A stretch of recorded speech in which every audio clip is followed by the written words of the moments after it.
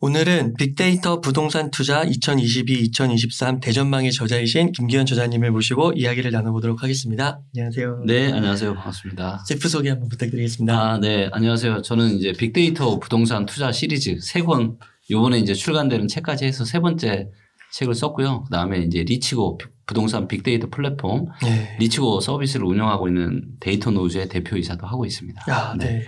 이거 리치고 서비스를 저는 수시로 들어가 보는데 이게 해가 갈수록 점점 더 업그레이드가 되고 AI 인공지능이 엄청 발전하고 그런 것 같습니다. 네. 네. 그러면은 바로 한번 본론으로 들어가도 될까요? 네. 대표님 최근에 이제 최근도 아니네요. 벌써 이제 대선이 끝나고 벌써 이제 한 달이나 지났는데 사실 그 대선 이슈가 있었을 때 그 부동산이 다시 한번 상승할 수 있을 것이다.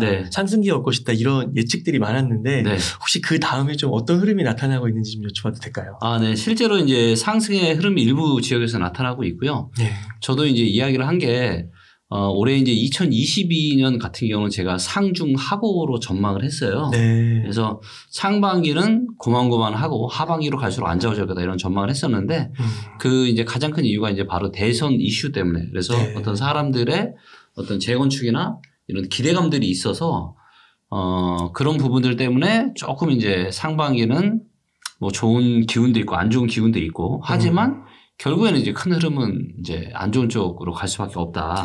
그렇게 하고 있고요. 실제 좀 데이터를 보면서 저희가 한번 얘기를 해보면 데이터 출처가 어떻게 되느냐에 따라서 조금씩 달라요. 그러니까 우리가 이제 보통 접할 수 있는 데이터의 출처가 두 가지가 있습니다. 하나가 KB 부동산 지수 통계 데이터가 있고요. 두 번째가 한국 부동산원 또 지수 통계가 있어요. 근데 이게 통계를 내는 방식이나 표본치가 좀 달라요. 그래서 이제 어떤 특성이 있냐면 KB 부동산 지수 주간 지수의 통계는 공인중개사분들이 입력을 해요. 그러다 보니까 아무래도 호가 위주의 가격이 좀 많겠죠. 근데 한국 부동산원 같은 경우는 이제 실제 그 부동산원의 조사원이 가서 조사를 해요. 그래서 실거래가 위주입니다. 그래서 KB 부동산 지수는 아무래도 호가 위주인 공인중개사분들이 입력하는 데이터라고 보시면 되고 한국 부동산은 실제 거래되는 거라고 생각하고 이제 이렇게 내용을 좀 보시면 되고요.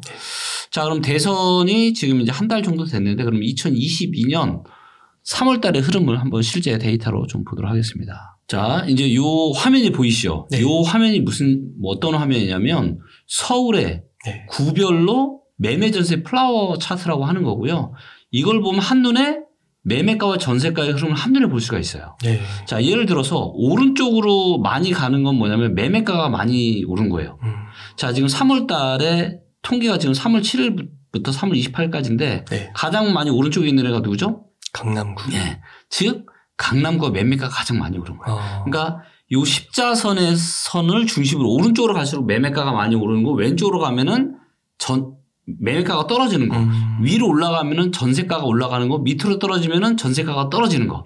그래서 이 차트, 이 플라워 차트 하나만 있으면 매매가와 전세가를 서로 비교 분석해서 한눈에 볼 수가 있어요. 그래서 강남구 같은 경우는 이 십자선의 밑에 있지만 오른쪽으로 많이 갔죠. 즉 강남구는 전세는 좀 떨어졌지만 매매가 가장 많이 올랐고 금천구는 전세는 보아 매매가 많이 올랐고 용산구도 마찬가지고 강서구 이런데 그다음에 관악구 강북구 여기는 이제 위로도 올라가고 오른쪽으로 갔죠. 그래서 여기는 매매세 다 오른데 영등포구 같은 경우는 이제 위로만 올라가죠. 그래서 전세가만 위로 쭉 올라가고 있는 거고요. 그리고 보시면 전세가가 그러니까 0보다 위에 있는 전세가 올라간 지역들도 있지만 전세가가 떨어진 지역들도 꽤 있죠. 그래서 전세가 좀 떨어진 지역들 양천구, 은평구 이런 애들은 지금 전세가도 많이 좀 떨어지고 있고요. 그다음 노원구 같은 경우는 계속 떨어지다가 지금 가장 최근에 이거 이제 3월 28일이라는 건 뭐냐면 통계를 집계하는 날짜를 이야기하는 거예요. 보통 월요일이거든요. 그래서 월요일 날 집계를 하고 그 주 금요일 날 이 데이터가 발표가 돼요. 그래서 그렇게 보시면 되고 그래서 지금 분위기를 좀 보니까 매매가가 여전히 좀 상승하는 지역들이 좀 많다. 그리고 떨어지던 노원구도 다시 상승으로 돌아서고 있다. 그래서 지금 좀 온기가 좀 돌고 있다고 말씀드렸고 근데 이거는 제가 말씀드렸지만 3개월에서 아주 길어봐야 6개월 정도밖에 못 갈 거예요. 자, 요번에는 저희가 요 데이터는 호가 위주 데이터예요. 호가 위주. 자, 이번에는 부동산원 데이터. 즉 얘는 실거래가. 네. 실거래가를 보시면 조금 많이 좀 다른 걸 보실 수 있으실 텐데 어때요? 십자선이 여기에 있죠. 네. 여기로부터 이렇게 떨어지고 있죠 지금. 네. 왼쪽으로 가고 있고 밑으로 떨어지고 있죠. 거의 다 떨어지네요. 네. 즉 매매가와 전세가가 둘 다 떨어지고 있다는 거예요. 실거래가 기준. 그러니까 무슨 얘기냐면 정부가 지금 뭔가 좀 괜찮아지는 거 아니야? 이러니까 사람들이 내놨던 매물도 걷어들이고 호가를 좀 올리겠죠. 네. 그러니까 호가 위주의 KB 데이터는 좋은 걸로 나오는데 네. 실제 거래된 실거래가를 위주로 통계 데이터를 만든 걸 보니까 어때요? 강서구, 성북구, 중구, 강북구가 제일 많이 떨어지고 네. 뭐 노원구, 마포구, 은평구, 서대문구, 동대문구 다 떨어지고 양초가 다 떨어지고 있죠. 네. 어디만 올라요? 강남구도? 강남구, 네. 서초구. 네. 즉 서초구하고 강남구만 지금 보시면 3월 달부터 오른쪽으로 다시 또 이렇게 돌죠. 네. 그다음에 용산구 같은 경우도 떨어지다가 최근에 다시 또 돌아섰죠. 네. 그래서 좀 비싼 동네. 그래서 강남, 서초, 송파, 용산 요 정도 지금 지역들에서 다시 좀 실거래가도 실제 거래되는 것도 좋게 거래되고 있다는 거죠. 네. 그렇구나. 대충 좀 정리가 좀 되시죠? 네. 네. 그러면은 이거는 네. 혹시 그런 것도 좀 알 수 있나요? 네. 이런 구에 네. 매물이 네. 만약에 진짜 얼마나 많은지 네. 늘어나는지 줄어드는지 네. 네. 제가 또 누굽니까? 네. 당연히 있습니다. 네. 당연히 있고요. 그러면 매물 데이터를 한번 좀 보도록 하겠습니다. 방금 이제 그 매물 데이터를 볼 수 있는 거를 여쭤보셨잖아요. 네. 이거는 이제 실제 그 리치고 앱에 네. 리치고 앱이나 PC 버전에 이제 들어가시면 되거든요. 그래서 여기 이제 랭킹이나 분석에 들어가셔서 지역 랭킹을 들어가셔서 여기에서 보시면 됩니다. 네. 자, 그러면 지금 이제 강남구를 제가 클릭을 했는데 네. 여기 거래에서 보시면 요 파란색 선이 있죠. 네. 얘가 매물 데이터예요. 그래서 매물이 계속 줄어들다가 네. 그죠? 2021년 10월 달을 바닥으로 해서 다시 매물이 증가를 했어요. 네. 그러다가 최근에 다시 살짝 지금 4월에 살짝 지금 감소하고 있는 모습이죠. 네. 네. 하지만 전반적인 매물은 지금 추세 자체는 좀 올라오고 있는 추세다. 그렇죠? 네. 자, 그럼 서초구 한번 볼까요? 서초구도 보시면 어때요? 매물이 많이 줄어들다가 10월 달에 작년 9월 달에 바닥 찍고 다시 올라갔다 최근에 살짝 떨어졌지만 이 정도는 뭐 거의 뭐 떨어졌다라고 보기에는 좀 애매한 그런 수치인 거죠. 네. 그러니까 분위기가 이렇게 이제 좋음에도 불구하고 현재 떨어지고 있고요. 이거를 좀 더 이제 디테일한 큰 지역으로 한번 서울 전체는 그럼 어떤지. 네. 네. 서울 전체는 어때요?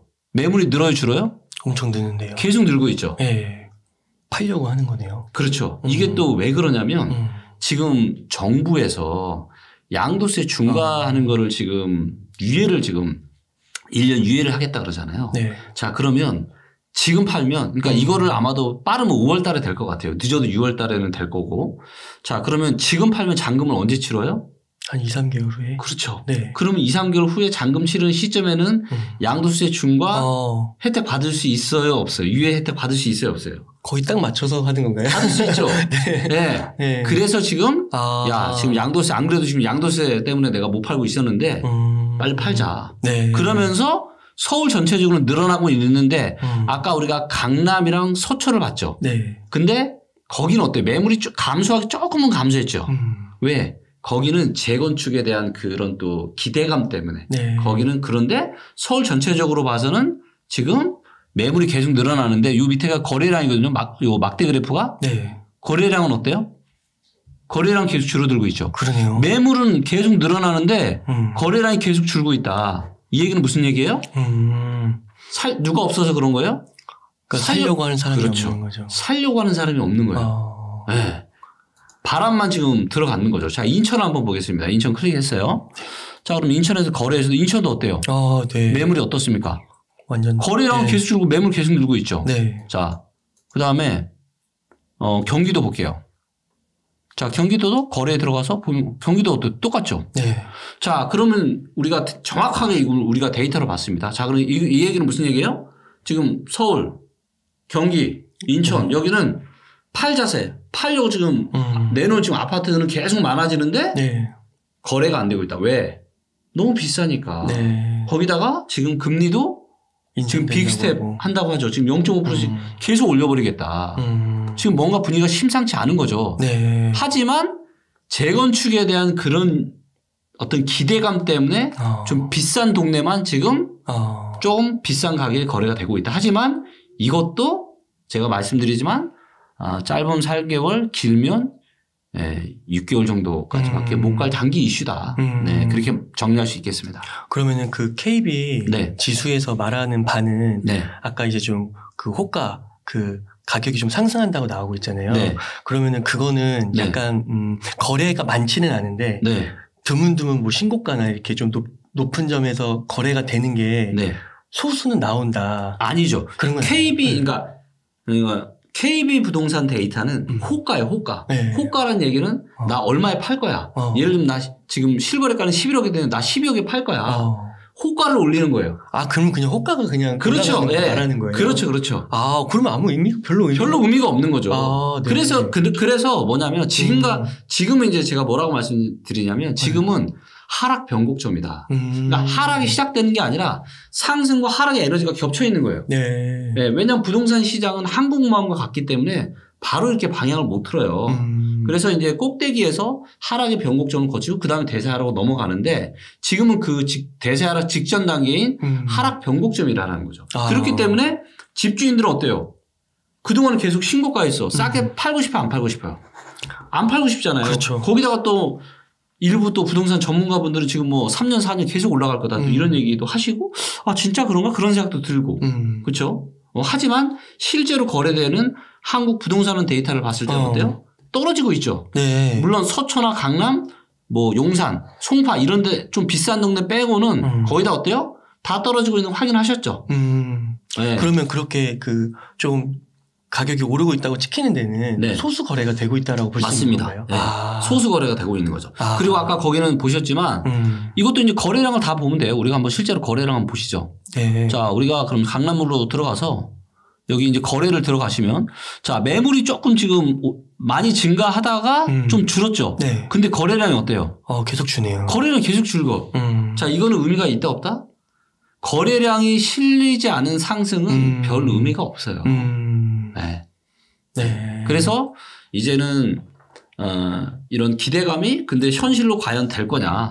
자, 지금 우리가 한번 생각을 해보죠. 자, 지금 정권이 진보에서 보수로 바뀌었어요. 네. 가장 큰 이유 중에 하나가 뭐였죠? 부동산. 맞습니다. 네. 부동산 너무 많이 올라서 못 살겠다. 네. 그래서 이런 것들을 좀 이번 정부에서는 제대로 좀 잡아주기를 많이 기대를 하고 있잖아요. 그것도 있고 네. 혹시 거의 전에 네. 거의 거래량 폭발이 한번 일어났잖아요. 네네. 그래서 더 오르고 싶은 심리도 있지 않았을까요? 그렇죠. 네. 그런 심리도 아직까지도 갖고 계신 분들이 많죠. 네. 네. 그래서 하지만 이제 정부 입장에서는 여기서 또다시 어떤 부동산 시장에 활활 타오를 수 있는 그런 걸 하는 거는 굉장히 좀 리스키하다라고 보고 있고 아마 그렇게 그런 정책들을 내놓지는 않을 것 같습니다. 그래서 이제 최근 보니까 네. 이제 그 재건축, 재개발 네. 그리고 일기 신도시 네. 이런 위주로 네. 좀 약간 들썩들썩하는 게 있다고 하면서 그렇죠. 전문가분들은 네. 봐라 집값이 네. 떨어지겠냐 부동산 불패다 네. 이제 사야 된다 이런 얘기를 또 하는 분들도 있으시더라고요. 있죠. 그러면은 네. 그런 이슈들에 있다 할지라도 네. 사는 거는 조금 리스키하다라고 보시는 건가요? 자, 우리가 예를 들어서 주식으로 한번 비유를 해볼게요. 삼성전자 사상 최고 실적을 냈어요. 주식 사야 돼요? 안 사야 돼요? 사야 되는데 안 올라. 막상 네. 사상 최고 실적 내면 그때부터 떨어지는 거 아시죠? 맞아요. 네. 네. 모든 게 다 똑같습니다.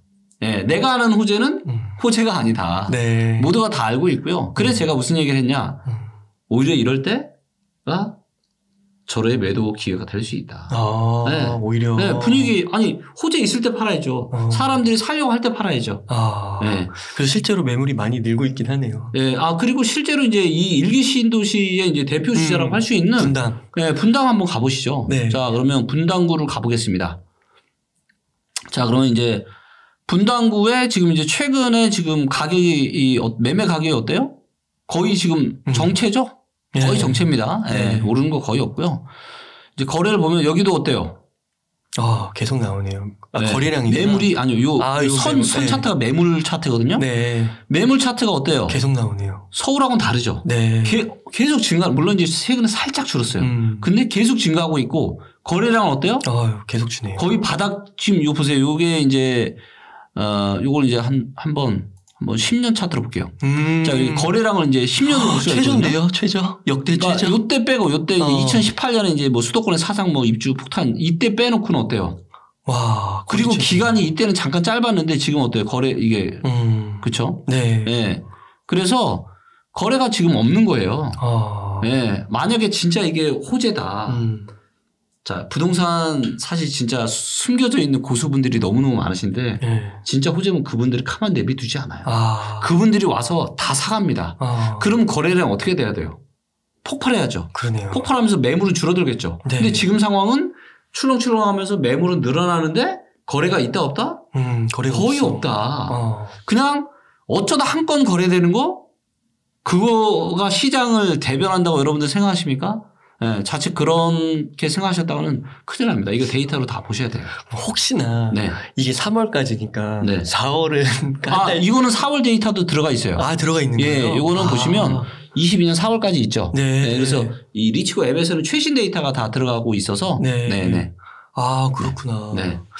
그러면은 만약에 이 서울 수도권 특히 뭐 예를 들어 분당의 교육이 괜찮다고 해서 집을 이제 또 자녀가 이제 진학을 하는 거예요. 산다고 했을 때는 사는 것보다는 한 번 더 뭐 전월세를 사는 거를 추천해야 될까요? 그거는 의사결정을 좀 해보셔야 될 것 같아요. 그러니까 역사적으로 봤을 때 지금처럼 고평가된 적은 단 한 번도 없었어요. 부동산 시장이. 이제 모든 지역은 아니지만 특히 이제 수도권 시장이 너무 고평가되었어요. 자, 경기도에서는 경기도의 대장 중에 하나가 분당이죠. 그렇죠. 서울의 대장은 강남 서초예요. 자, 그래서 강남 불패라는 말이 있습니다.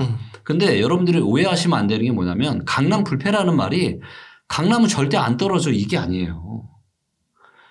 강남은 대한민국에서 가장 비싼 동네야. 이거에 대한 불패인 거죠. 강남도 떨어질 때 많아요. 강남도 금융위기 90년대 초중반에도 떨어졌었고 그 다음에 2000년 중후반에 금융위기 터지고 나서도 강남 많이 떨어졌습니다. 그래서 좋은 지역이라고 해서 물론 이제 분당 살기 너무 좋죠. 살기 너무 좋은 지역은 다 알고 있잖아요. 그래서 다른 데보다 비싸고 수요가 많지만 그럼에도 불구하고 펀더멘탈상 올라도 너무 많이 올랐어요. 그래서 지금은 좀 조심을 하시는 게 저는 좋다라고 보고 있고요. 자, 이게 그러면은 혹시 그러면은 만약에 전월세를 한 번 더 사는 게 나은 건가요? 한 번 더 살아야죠. 한 번 더 사시는 게 좋고 근데 나는 부동산 가격이 올라갈 것 같아. 나는 불안해서 못 참겠어. 하시는 분들 어떻게 해야 되냐. 전월세 사시고 남는 돈으로 저평가된 지방에 투자하세요. 사이클이 완전 다르니까. 자, 예를 들면 이제 저희 리치고에 이제 보시면 지역 랭킹에서 투자 점수라는 게 있어요. 투자 점수 뭐 여러 가지 이런 데이터들이 있는데 투자 점수가 모든 거의 종합 점수라고 보시면 돼요. 투자하기 얼마나 좋냐 안 좋냐를 점수로 보여주는 거거든요. 그래서 이제 전국에 15만 명 이상의 시군구를 랭킹으로 바로 다 보여주잖아요. 이거 지금 다들 볼 수 있는 거예요? 네, 지금 엑스퍼트 아니어도. 얼마 전에 다 풀었습니다. 리치고 앱으로 옮겨놨어요 지금. 근데 이거 이렇게 푸셔도 돼요? 일단은 풀어야죠. 그래서 여기 보시면 거제가 1등이죠. 창원시 진해구, 당진시, 청주시 서원구, 목포구 이런 데가 지금 어때요? 점수가 좋죠. 거구나. 자, 물론 여기서 주의하실 게 뭐냐면 점수가 높다라고 점수 높은 애가 더 많이 올라간다? 절대 그건 아니에요. 하지만 안전하다라는 거죠. 투자를 하기에 더 안전하다. 그 다음에 요 밑에 있는 애들 점수 안 좋은 애들 있죠. 지금 이제 굉장히 많은데 거꾸로 보면 되겠구나. 잠시만요. 자, 여기에서 랭킹 높은 순위 아니라 랭킹 낮은 순위를 한번 볼게요. 자, 그럼 1등이 누구예요? 꼴등이 강남구, 서초구. 그다음 우리 성남시 중원구 여기죠. 자, 그러면 성남시 수정군 여기 있고. 다들 점수가 안 좋죠. 전국에서 꼴등이에요. 그럼 이 지역들이 앞으로 하락한다라가 아니라 지금 투자하기에는 상당히 위험하다라는 걸 보여주는 거예요. 자, 그럼 여기 하면 안 되겠죠. 예를 들면 성남 중원구는 내가 내 집을 사려고 했는데 보니까 점수가 안 좋아요. 그럼 어떻게 해야 돼요? 그럼 여기는 전월세를 살아야죠. 네. 네. 하지만 나는 또 투자로 내가 아파트까지 오를 것 같아서 내가 못 견딜 것 같아. 그럼 어떻게 해야 돼요? 이 중에서 골라야죠. 이거는 이제 종합 점수인데 저 같은 경우는 어떻게 하냐면 종합 점수를 보고 네. 예를 들어서 종합 점수를 누르잖아요. 네. 그러면 그 지역에 관련된 여러 가지 이제 데이터 분석들이 나와요. 네. 그래서 거제 같은 경우도 지금 아직은 거제는 그래도 거래가 활발하고 매물이 여기도 늘고 있다가 네. 좀 줄고 있죠. 네. 그다음 공급, 향후 아파트 공급이 여기도 그렇게 작진 않네요. 그죠? 네. 내년, 내후년 좀 있어요. 입주 물량이. 네. 거기다가 인구 같은 경우도 어때요? 인구가 계속 좀 빠지고 있죠. 네. 근데 여기는 왜 투자 점수가 좋냐? 너무 오랫동안 빠졌거든요. 자, 이제 예를 보시면 10년 동안 볼게요. 자, 언제가 고점이었냐면 2014, 15년. 네. 그러니까 수도권 시장이 바닥 찍었을 때가 거제는 고점이었어요. 그러네요. 네. 다르네요. 네. 그리고 쭉 떨어지다가 언제가 바닥이었냐면 2020년 4월 달. 여기 못 오른 거네요. 네. 다 오를 이때까지 계속 떨어진 거예요. 그러다가 이제 오르기 시작한 거잖아요. 그죠? 네. 그래서 아직은 상승의 초입부 정도라고 할 수 있기 때문에 그래서 이제 점수가 높은 거죠. 요 파란색은 의미가 있나요? 요 파란색은 이제 전세가율이라고 하는 겁니다. 그래서 네. 이 전세가율이 사실은 좀 높을 때가 이제 여러 가지 데이터 중에 전세가율이 좀 높으면 돈이 적게 되니까. 네. 네. 그리고 이제 제가 작년 2021 빅데이터 부동산 전망체에서 강력 추천했던 지역 중에 하나가 서산이었어요. 네, 서산. 기억나세요? 네, 기억납니다. 자, 그럼 서산을 한번 가격을 보시죠. 자, 10년을 보겠습니다. 서산도 보시면 18년부터 계속 떨어졌죠. 네. 네. 그리고 와, 저점이었네요. 자, 완전 저점이죠. 제가 책을 쓸 때가 2020년 말이었으니까 네. 딱 저점이죠. 네. 이때 서산 샀으면 어때요? 와, 그러면 너무 좋았죠. 그러네요. 네. 그러니까 이게 데이터가 너무 좋죠. 그래서 이렇게 이제 활용을 하시면 되게 좋을 것 같아요. 네. 그렇군요. 저도 실제로 그렇게 활용하고 있고요. 네. 그러면은 아까 말씀해 주실 때 예를 들어 분당구 같은 경우는 네. 매매가가 너무 높이 올랐으니까 네. 한 번 더 전월세를 사는 게 괜찮다고 하시잖아요. 네. 그런 지역들은. 네. 근데 이게 또 전월세금이 또 많이 올랐잖아요. 임대차 그렇죠. 3법 같은 맞아요. 거. 그럼에도 전월세를 한 번 더 사는 게 네. 맞다라고 보시는 건가요? 네. 그런데 주의하셔야 될 게 있어요. 네. 뭐냐면 매매가와 가까운 전세는 사시면 안 돼요. 그러니까 지금 뭐냐면 그러니까 많은 분들이 놓치고 있는 게 뭐냐면 부동산 가격이 오를 수는 있었는데 이렇게까지 심하게 올랐으면 안 돼요. 최근 한 1년 반 정도. 왜냐하면 이거는 코로나 팬데믹 때문에 경제가 난리가 나니까 유동성을 엄청나게 돈을 어마무시하게 풀었잖아요. 그리고 금리를 0.5%까지 한국도 낮췄죠. 초저금리. 그래서 사상 초유의 초저금리와 유동성이 풀리고 거기에 임대차 3법까지 겹치니까 부동산 시장이 난리가 났던 거예요. 그러니까 이게 없었으면 그런 일은 없었다. 올라도 이렇게 올랐지 이렇게 오르지 않았다고요. 그래서 너무 많이 고평가되어 있는데 이게 매매만 고평가되어 있는 게 아니라 전세 시장도 너무 많이 고평가되어 있어요. 네, 임대차 3법 때문에. 네. 네. 그래서 근데 우리는 앞으로는 어때요?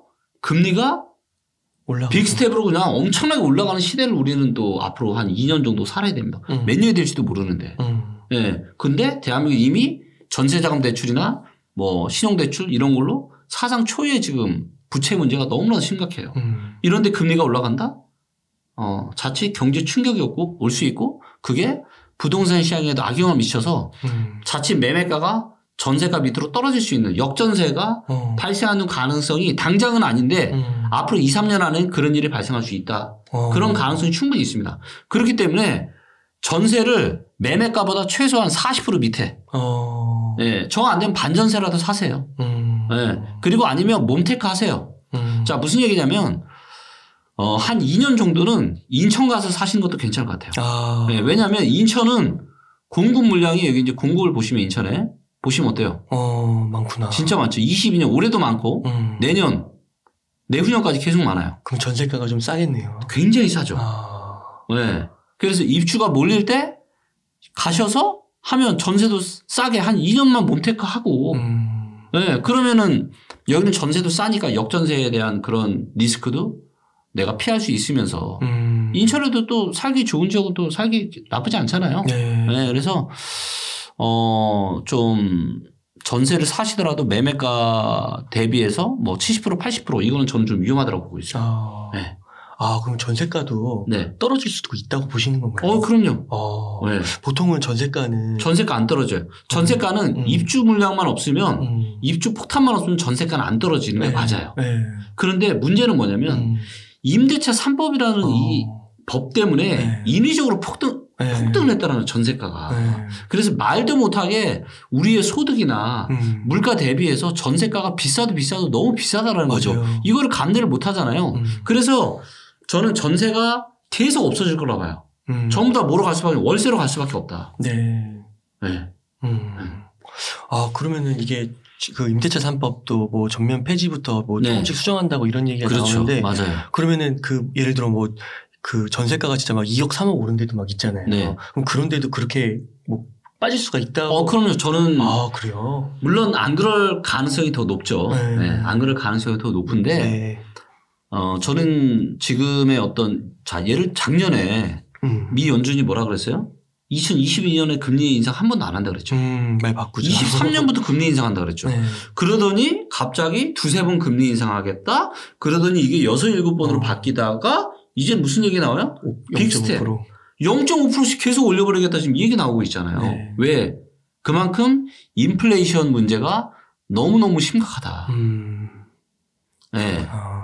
그래서 지금 뭐 외식하거나 뭐 장 볼 때 혹시 못 느끼세요? 진짜 물가가 너무 비싸잖아요. 거기다가 지금 러시아, 우크라이나 이런 전쟁 문제가 좀 더 장기적으로 가게 된다라면 어떤 공급망에 상당한 차질이 좀 나올 수도 있고 이런 부분들이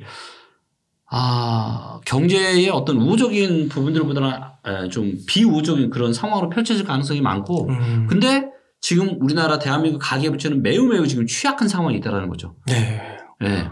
GDP 대비해서 기업들의 부채도 100%가 넘어섰고 개인들의 부채도 100%가 넘어섰습니다. 이거는 IMF 때 기업 부채가 100%가 처음 넘어섰거든요. 그러니까 어찌 보면 지금 부채 문제만 놓고 보면 기업들의 부채와 가계의 부채는 IMF 수준만큼 지금 위험한 상황인데 금리는 빅스텝으로 훅훅 뛰게 생겼으니까 이런 충격들이 앞으로 어떻게 펼쳐질지 그리고 정부가 또 여기에 대응해서 어떻게 반응할지를 종합적으로 우리가 계속 관찰을 하면서 하긴 해봐야 되겠지만 저는 제 개인적으로는 자칫 상당히 위험한 그런 상황이 발생할 수 있는 가능성도 어느 정도 꽤 있다.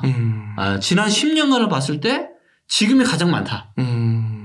그래서 좀 여러모로 상당히 좀 보수적인 그런 관점에서 부동산 시장을 좀 접근하셨으면 좋겠어요. 그러니까 굳이 그 서울 수도권 이런 데 사기보다는 전월세로 한 번 더 살고 여유 자금이 남는 돈이 있으면 지금 말씀하신 대로 저평가 지역 그쪽을 조금 연구해서 그쪽을 사는 방법. 그리고 전월세를 사시더라도 기왕에 좀 입주 물량 좀 있는데 그런 지역으로 가서 하시라는 거죠. 인천과 같은. 되게 굉장히 구체적이고 그 세밀한 솔루션인 것 같습니다. 그러면은 그 대표님. 이제 이런 추세가 좀 언제까지 좀 지속될까. 그래서 서울 수도권에 계신 분들이 좀 내 집 마련을 할 타이밍 혹시 이런 것도 좀 가늠해 볼 수 있을까요? 대략적으로 가늠해 볼 수 있는데 제가 이제 이번에 조만간 이제 출간되는 그 세 번째 책에도 제가 이제 수도권 상승과 하락 사이클의 비밀에다 제가 이제 그런 노하우를 제가 담아놨는데 한번 하락이 시작이 되면은 그러니까 90년대에도 큰 하락이 있었고요. 90년대 수도권에. 그다음에 2000년대에도 2007년 초중반부터 2013년까지 하락이 있었어요. 90년대는 91년부터 IMF가 터지고 나서 안 좋아진 98년 중순 말 정도까지가 대세 하락 기간이었어요. 꽤 기네요. 그러니까 대세 하락이 한번 시작되면 6, 7년 그냥 가요. 근데 이번에도 그런 상황이 저는 발생할 가능성이 많다. 그래서 지금이 하락 변곡점을 우리는 지금 지나가고 있는 거고, 그래서 실거래가는 떨어지는 지역들이 많은데 호가로는 아직은 안 떨어져. 왜? 아니 그동안 이러다가 또 다시 오를 거 아니야? 이런 기대 심리를 가지신 분들이 많기 때문에 호가 자체가 안 떨어지다 보니까 KB 데이터가 안 떨어지는 거예요. 하지만 실거래가는 이미 떨어지기 시작했잖아요. 그래서 온탕과 냉탕이 지금 같이 범벅이 되어 있는 부동산 시장 상황이 현재다. 그래서 하락 변곡점이다. 근데 이게 저는 빠르면은 올해 가을, 늦어도 내년 중순부터는 본격적인 대세 하락장이 시작으로 저는 될 거라고 보고 있고요. 네. 이미 대세 하락장이 시작이 된 적이 있어요. 거기는 어디냐? 세종. 세종이 제일 빨랐고요. 그 다음에 대구, 대전. 이 지역들은 이미 하락세로 접어들었습니다. 네, 대세 하락이 시작이 됐어요. 그러면은 그게 네. 지금 서울 수도권은 변곡점이고 네. 여기 대세 하락이 시작된 거고. 네. 그럼 이거는 이제 가격이 확 이게 두 개를 비교해서 보면 네. 표로 딱 그래프로 딱 확연하게 드러나는 건가요? 그렇죠. 네. 그렇구나. 네. 그래서 이제는 빠르면 이제 올해 가을이나 내년 한 늦어도 내년 중순부터는 이제 대세 하락 즉 이제 호가마저도 호가 데이터는 KB 데이터마저도 내려갈 거라는 거죠. 대구는 그게 이미 나타났고요. 대구는 이미 나타났고요. 네. 그러면은 그게 대략 뭐 2023년 초라고 한다고 하면 네. 거기서 예를 들어 한 6, 7년 보면 네. 한 2030년, 2029년. 그거는 이제 정부의 이제 공급 정책하고 맞물릴 것 같은데요. 일단 제가 바라보는 바닥 정도는 한 2027년을 중심으로 플러스 마이너스 1년 정도. 그래서 그럼 2026년에서 2028년 정도를 생각을 하고 있는데 이제 정확한 바뀌는 데이터를 봐야 되겠지만요. 근데 여기에 또 뭐가 있냐면 지금 이제 공급이 작다 보니까 지금 이런 사단이 발생한 거 아니냐라는 일부 지적이 있고 그러다 보니 지금 3기 신도시나 또 이번 새로 들어서는 정부에서도 굉장히 이제 공급을 좀 많이 하려고 하고 있잖아요. 그래서 이 공급이 언제 들어올 거냐. 그래서 실질적으로 얘네들이 입주를 하는 게 언제냐가 우리가 정확한 바닥 시점을 잡는데 상당히 중요하게 작용을 할 거예요. 예를 들면 2026년에 들어선다. 그러면 하락을 하는 하락이 거의 막바지 즈음이겠죠. 하락이 막바지 공급 폭탄이 터지면 어떻게 돼요? 하락이 막바지는 시장 분위기가 좋아요, 안 좋아요? 최악이죠. 최악이죠. 안 좋죠. 막 곡소리 나고 지금 난리도 아니죠. 근데 공급 폭탄이었으면 어떻게 돼요? 엎친 데 덮친 격이 되겠죠. 더 죽으라는 거죠. 그렇죠. 네. 그러니까 2017, 18년에 입주 폭탄이 많았는데 올라갔던 이유는 뭐냐면 상승하는 중간이니까 힘이 있는 거예요. 힘이 있으니까 그냥 버티고 잠깐 주춤했다 다시 올라갔는데 안 그래도 다리 힘 풀려가지고 지금 주저앉으려고 하는 상황에서 입주 폭탄을 두드려 맞으면 이거는 하락의 기관과 폭이 더 커질 수 있다. 네, 그래서 그런 부분들을 참고하셔야 될 것 같고요. 자칫 최악의 경우에는 거의 뭐 2030년은 돼야 바닥이 올 수도 있는 수도권 시장이. 만약에 그런 최악이 더해지면. 네. 네. 야, 그러니까 2028년도 어떻게 보면 낮은 금액일 수 있는데 거기에 공급 폭탄이 주어지면 그렇죠. 더 낮아진 가격이 형성된다는 거죠. 네, 네. 그러시군요. 그러니까 역사적으로 봤을 때는 이제 네. 대세 하락에 접어들고 한 6년 정도를 볼 수 있고 네. 그 다음에 더 이제 바닥을 만약 잡는다고 가늠해 본다고 했을 때는 공급 이슈를 그렇죠. 면밀하게 네. 그러니까 정부가 지금 자꾸 이제 공급을 좀 많이 하려고 하는데 저는 이게 좀 사실 우려스러운 거죠. 네. 네. 그러니까 이 공급이 현실화되는 시점에 부동산 시장이 어떨 건지를 대략적으로 좀 가늠을 해서 공급에 대한 부분도 조절을 좀 해야 되는데 네. 근데 아마 실제로 또 진행을 하게 되면 쉽지는 않을 거예요. 왜냐하면 부동산 시장 상황이 좋지 않은데 네. 또 공급을 많이 한다는 게 사실 쉽지가 않아서 아마 현실적으로는 제가 보기에는 뭐 정부가 이런 지금은 이제 워낙 시장이 좀 뜨거웠으니까 이제 그러는데 아마 그렇게는 안 될 것 같아요. 대표님 그 바쁘신데 몇 가지만 한번 좀만 더 여쭤보겠습니다. 네. 그 한 가지가 네. 그 서울에도 네. 그 미계약분이 속출한다고 하더라고요. 요즘. 청약 미달. 네, 청약 미달인가요? 그 계약을 안 하는 거 아닌가요? 그렇죠. 그러니까 청약을 내가 했는데 이제 그냥 포기를 하는 거죠. 네. 그것도 하나의 좀 시그널로 볼 수 있죠. 네. 그런 그러니까 뭐냐면 그동안 하면 이제 워낙 이제 웃돈도 많이 붙고 하다 보니까 그냥 이거 하면 무조건 대박이야 하고 했는데 뭔가 막상 내가 대고 났는데 분위기가 좀 싸한 거죠. 지금 주가도 지금 계속 떨어지고 맞아요. 뭔가 지금 금리도 막 팍팍 올라간다고 하고 뭔가 지금 굉장히 불안하거든요 지금. 네.